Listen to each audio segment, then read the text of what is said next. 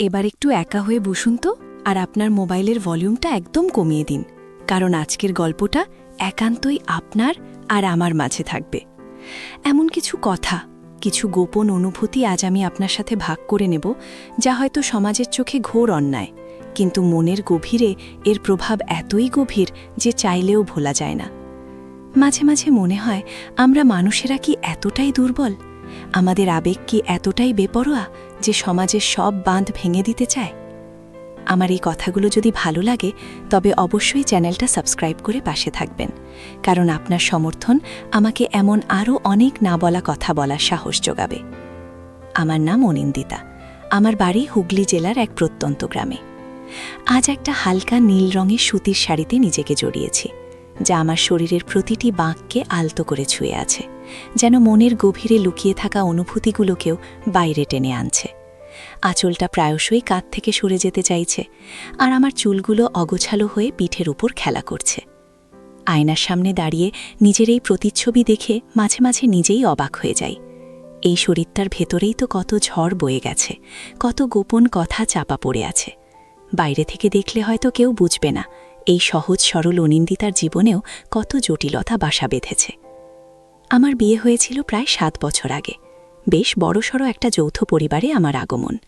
স্বামী সুবীর সরকারি চাকরি করে, সে কারণে কাজের সূত্রে বেশিরভাগ সময় তাকে বাইরে থাকতে হয়। প্রথম প্রথম খুব মন খারাপ হতো। নতুন বউ, নতুন পরিবেশ, সব কিছুতে মানিয়ে নিতেই সময় লেগেছিল। শ্বশুর শাশুড়ি আর ননদরা সবাই ভালোই ছিল, কিন্তু তাদের একটা নিজস্ব জগৎ ছিল, যার ভেতরে আমি পুরোপুরি ঢুকতে পারতাম না। সুবীর যখন বাড়িতে থাকত তখন একরকম, আর না থাকলে এক অন্য রকম নির্জনতা আমাকে গ্রাস করত। এই বিশাল বাড়িতে আমি যেন একাকী একটা দ্বীপের মতো হয়ে যাচ্ছিলাম। স্বামী দূরে থাকলে স্ত্রীদের একটা অদ্ভুত শূন্যতা ঘিরে ধরে, যা কেবল তারাই বুঝতে পারে যারা এর মধ্য দিয়ে গেছে। দিনের পর দিন এই শূন্যতা ধীরে ধীরে আমাকে আরও বেশি করে আচ্ছন্ন করতে শুরু করেছিল। আর সেই শূন্যতা ভরা জীবনেই একদিন ঝড়ের মতো এলো রাহুল, আমার দেবর, সুবীরের ছোট ভাই।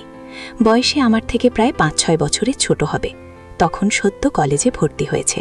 ছিপছিপে গড়ন, হাসি খুশি প্রাণবন্ত ছিলে। প্রথম যখন দেখেছিলাম তখন তাকে শুধুই একটা উচ্ছল কিশোর মনে হয়েছিল। সে আমাকে বৌদি বলে ডাকত, আমার সাথে টুকটাক খুনসুটি করত, আর আমি তাকে ছোট ভাইয়ের মতোই দেখতাম। বাড়িতে সুবীরের অবর্তমানে সে আমার কাছে ছিল একমাত্র আপনজন, যার সাথে আমি একটু সহজ হতে পারতাম। আমার রান্নাঘরের কাজে সাহায্য করত, বাজারে যেত, আর সন্ধ্যায় টিভিতে আমার পছন্দের সিরিয়াল দেখবার সময় আমার পাশে বসে গল্প করত। এই ছোট ছোট মুহূর্তগুলোই ধীরে ধীরে আমার জীবনে এক নতুন রং যোগ করতে শুরু করল। আমার স্বামীর সাথে আমার সম্পর্কটা বরাবরই একটু যান্ত্রিক ছিল। সুবীর একজন ভালো মানুষ, দায়িত্বশীল স্বামী, কিন্তু তার চরিত্রে একটা গভীরতা বা আবেগ আমি কখনো খুঁজে পাইনি। তার সবকিছুই যেন হিসেব করা, পরিপাটি। তার ভালোবাসাটাও ছিল একরকম অভ্যস্ততা। আমি বিয়ের আগে যেমন স্বপ্ন দেখতাম স্বামী স্ত্রীর মধ্যে একটা গভীর আত্মিক টান থাকবে, সেই টানটা আমি কখনো সুবীরের সাথে অনুভব করিনি। হয়তোবা সে বোঝাতে পারত না, অথবা আমিও বুঝতে পারতাম না। এই অপূর্ণতাটা আমাকে ভেতর ভেতর কুড়ে কুড়ে খাচ্ছিল। একজন বিবাহিত মহিলা হিসেবে নিজের স্বামীর কাছে যে মানসিক আর শারীরিক পরিতৃপ্তি আশা করে, তা থেকে আমি বঞ্চিত হচ্ছিলাম। আর এই অতৃপ্তি আমাকে ক্রমশ আরও বেশি করে একা করে তুলছিল। একদিন বিকেলবেলা, ঘোর বর্ষা, বাইরে অঝরে বৃষ্টি পড়ছে, বিদ্যুৎ চলে গিয়েছিল। বাড়িতে কেউ নেই, শুধু আমি আর রাহুল। সবাই গিয়েছিল পাশের গ্রামের আত্মীয়ের বাড়িতে একটা অনুষ্ঠানে। আমার শরীর ভালো ছিল না বলে আমি যাইনি। রাহুলও ফুটবল খেলতে গিয়ে পা মচকে ছিল, তাই সেও বাড়িতে। ঘর অন্ধকার, শুধু জানলার কাচ ভেদ করে বৃষ্টির জলে ছাঁট আসছে। আমি বারান্দায় একটা চেয়ারে বসে জানলার বাইরে তাকিয়েছিলাম। রাহুল এসে আমার পাশের চেয়ারটায় বসল। চুপচাপ বসে থাকতে থাকতে সে হঠাৎ বলল, বৌদি, তোমার কি মন খারাপ? আমি তার দিকে তাকালাম। অন্ধকারেও তার চোখ দুটো যেন কেমন গভীর লাগছিল। না রে, মন খারাপ হবে কেন? আমি মিথ্যে বললাম। সে আমার মুখের দিকে তাকিয়ে বলল, আমি জানি বৌদি, তোমার মন খারাপ। দাদা তো বেশিরভাগ সময় বাইরে থাকে, তোমার একা লাগে, তাই না? তার কথায় আমি ভেতরে ভেতরে চমকে উঠলাম। এই ছোট ছেলেটা কি তবে আমার মনের কথা বুঝতে পারছে? আমি কিছু বললাম না, শুধু নীরব রইলাম। সে ধীরে ধীরে আমার আরও কাছে এসে বসল। এতটুকু বিদ্যুৎ নেই, বাইরের বৃষ্টির শব্দ আর আমাদের শ্বাস প্রশ্বাস ছাড়া আর কোনো শব্দ নেই। বৌদি, তোমার মন খারাপ হলে আমাকে বলবে, আমি তো আছি। তার হাতটা আলতো করে আমার হাতের ওপর এসে পড়ল। একটা মৃদু কম্পন আমার সর্বাঙ্গে বয়ে গেল। এই প্রথমবার রাহুলের স্পর্শ আমার ভেতরে এক অন্য রকম অনুভূতি জাগিয়ে তুলল। এই স্পর্শে কোনো অসঙ্গতি ছিল না, ছিল শুধু এক স্নিগ্ধ, সহানুভূতিপূর্ণ উষ্ণতা। কিন্তু আমার অবচেতন মন যেন সেই স্পর্শে এক অজানা আকর্ষণ অনুভব করল। আমি হাত সরালাম না, তার হাত আমার হাতেই রইল। প্রায় মিনিট 5 আমরা এভাবেই বসেছিলাম।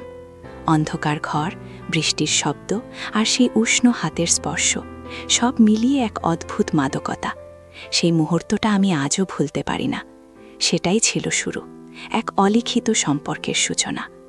এরপর থেকে রাহুল যেন আরও বেশি করে আমার কাছাকাছি আসতে লাগল। সে আমার জন্য গোপনে শহরের লাইব্রেরি থেকে আমার পছন্দের বই নিয়ে আসত, যা সুবীর কখনো আনেনি। আমার পছন্দের মিষ্টি এনে দিত, যা সে নিজের পকেট মানি বাঁচিয়ে কিনত। আমাদের কথাবার্তায় খুনসুটিতে একটা নতুন মাত্রা যোগ হতে লাগল। তার চোখে আমি এক নতুন দ্যুতি দেখতে পেতাম, যা আমাকে মুগ্ধ করত। যখন সে আমার দিকে তাকিয়ে হাসত, আমার বুকটা কেমন যেন ছ্যাঁত করে উঠত। আমি নিজেকে বোঝাতাম, সে তো আমার দেবরের মতো, তাকে আমি ছোট ভাইয়ের মতোই স্নেহ করি। কিন্তু মনের গভীরের কোনো এক অজানা অংশ যেন অন্য রকম কিছু চাইছিল। রাহুলের চোখে আমি যখন নিজের প্রতি এক তীব্র আকর্ষণ দেখতাম, তখন আমার ভেতরের সুপ্ত আকাঙ্ক্ষাগুলো জেগে উঠত। সে হয়তো আমার দিকে তাকিয়ে নিঃশব্দে এক অদ্ভুত ইঙ্গিত দিত, যা আমি ছাড়া আর কেউ বুঝত না।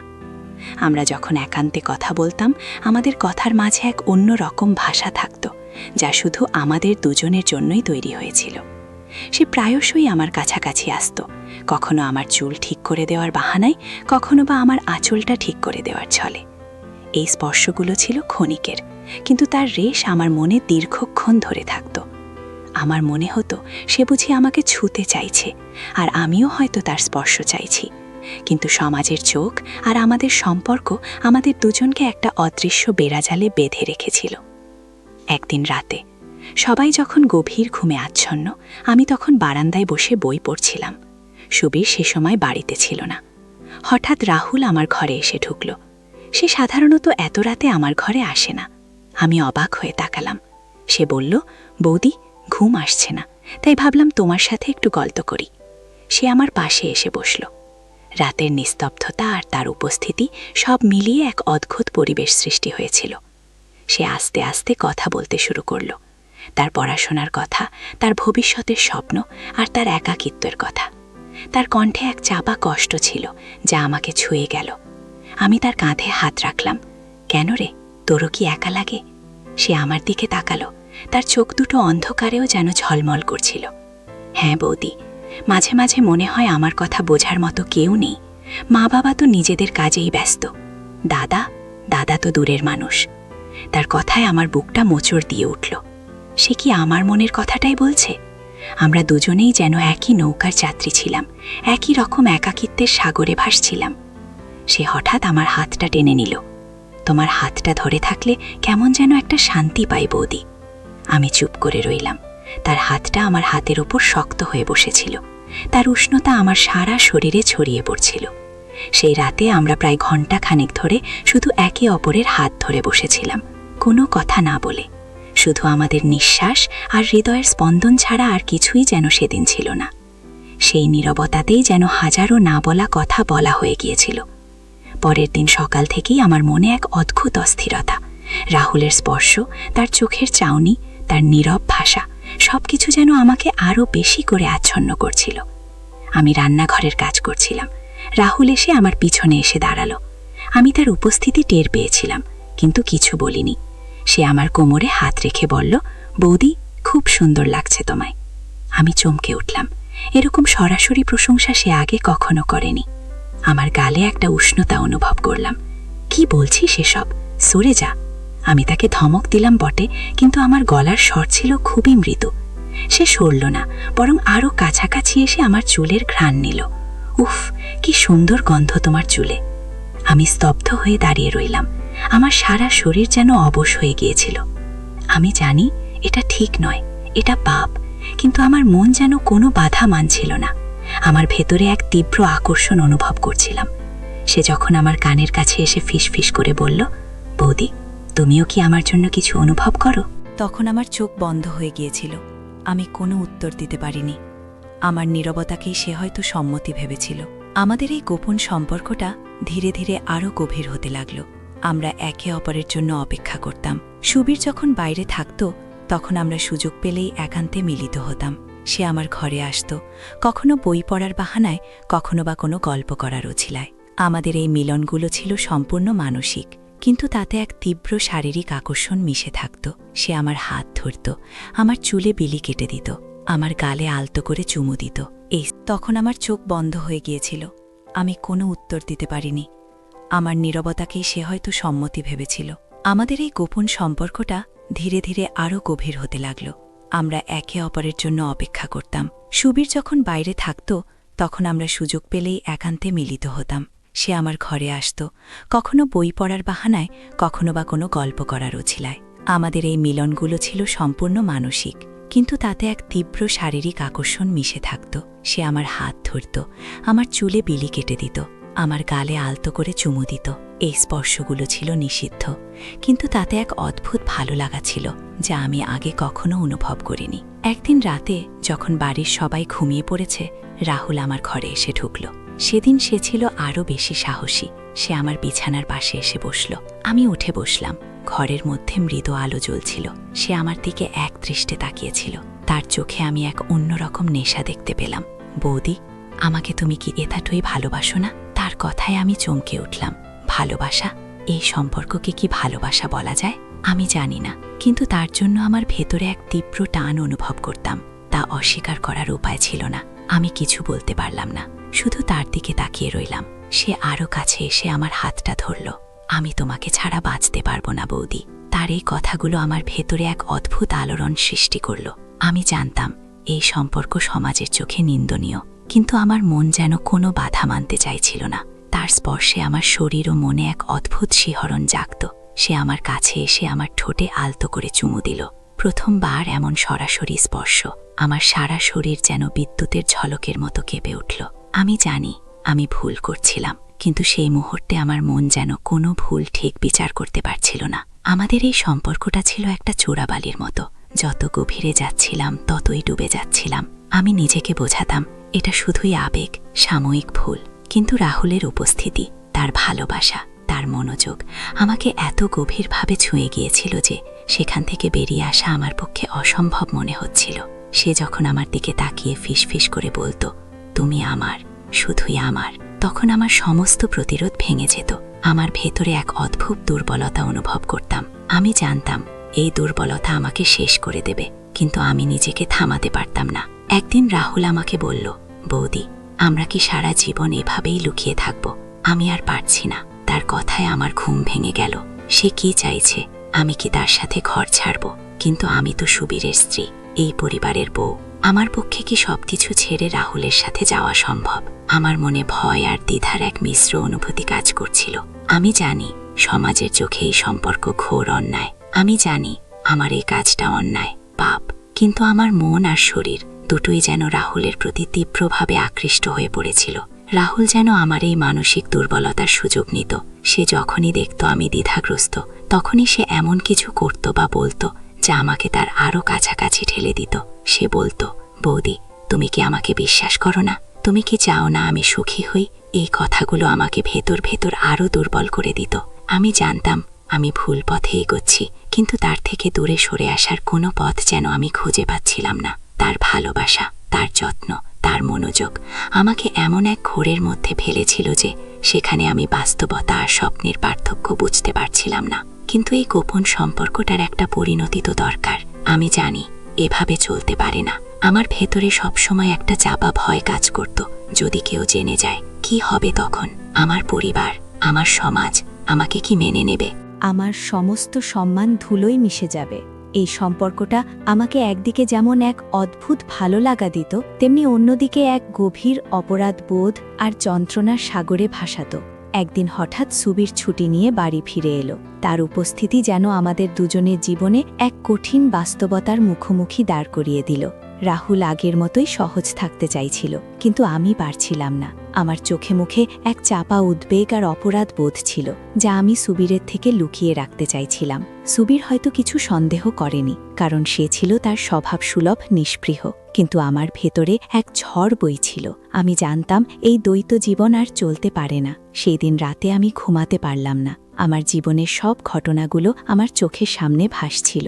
রাহুলের ভালোবাসা, তার স্পর্শ, তার কথা, আর আমার নিজের দুর্বলতা। আমি জানতাম এই সম্পর্কটা আমাকে ধ্বংস করে দেবে, আর রাহুলকেও। আমি চাই না আমার কারণে রাহুলের জীবন নষ্ট হোক। সে অনেক ছোট, তার সামনে পুরো জীবন পড়ে আছে। আমি আর এই মিথ্যার বোঝা বইতে পারছিলাম না। পরের দিন সকালে আমি একটা কঠিন সিদ্ধান্ত নিলাম। আমি রাহুলের সাথে কথা বললাম। সে আমার ঘরে এসেছিল, কিন্তু আমি তাকে আর আমার কাছে আসতে দিলাম না। আমি তাকে বললাম, রাহুল, আর নয়, এটা ঠিক হচ্ছে না। আমরা দুজনেই ভুল করছি। আমাদের এই সম্পর্কটা আমাদের দুজনকে ধ্বংস করে দেবে। সে আমার দিকে অবাক হয়ে তাকালো। কি বলছো বৌদি? তুমি কি আমাকে ছেড়ে যাবে? আমার চোখে জল চলে এলো। হ্যাঁ রাহুল, আমাকে এটাই করতে হবে। এই সম্পর্কটা সমাজের চোখে পাপ। আমাদের এটা এখানেই শেষ করতে হবে। সে আমার হাতটা ধরতে চাইল, কিন্তু আমি তাকে বাধা দিলাম। না রাহুল, আর না, তোমাকে বুঝতে হবে। তোমার সামনে পুরো জীবন পড়ে আছে। তুমি তোমার নিজের জীবনটা নতুন করে শুরু কর।